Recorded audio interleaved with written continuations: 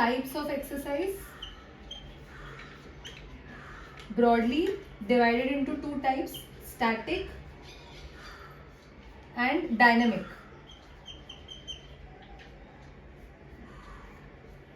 What is the difference between static and dynamic exercise? Static exercise is the one, as the name suggests, no movement takes place, and dynamic exercise is the one where movement takes place. So any exercise in which the limb is being moved, that comes under dynamic exercise. And if I am doing a certain exercise in which there is no movement, then that is known as static exercise. Static exercise is also known as isometric exercise. Then under dynamic exercise, there are two types, concentric and eccentric. Concentric exercise is the one in which the muscle fibers are shortened, and eccentric exercise is the one in which the muscle fibers are lengthened. In concentric exercise, the muscle moves against gravity, and in eccentric exercise, the muscle moves towards gravity.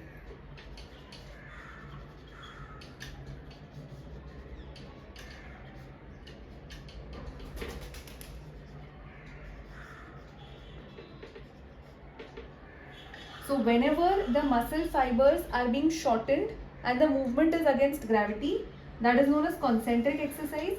And whenever the muscle fibers are being lengthened and the movement is towards gravity, it is known as eccentric exercise.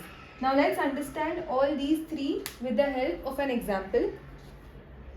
So if I have to activate the wrist flexors, first let's see the isometric exercise. So isometric exercise is the one in which no movement will take place. So wrist flexors, I will resist the movement, I will resist wrist flexion, and this is how the wrist flexors will be contracted isometrically. So no movement is taking place. With the other hand, I am resisting wrist flexion and the wrist flexors are contracted isometrically.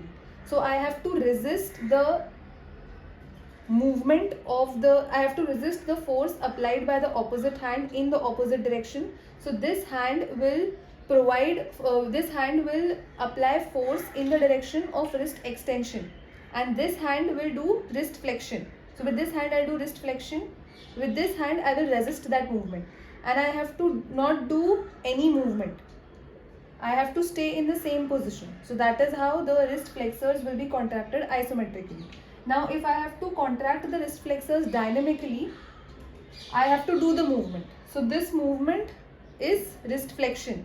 Movement is occurring dynamically. Now is this concentric or eccentric?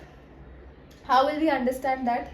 If the movement is against gravity, so over here the wrist is being flexed, at the same time I am moving against gravity, then this is wrist flexors being contracted concentrically.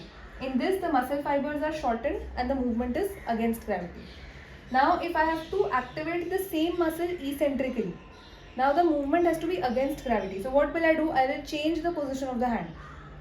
Now if I do wrist flexion like this, in this position the movement is occurring towards gravity.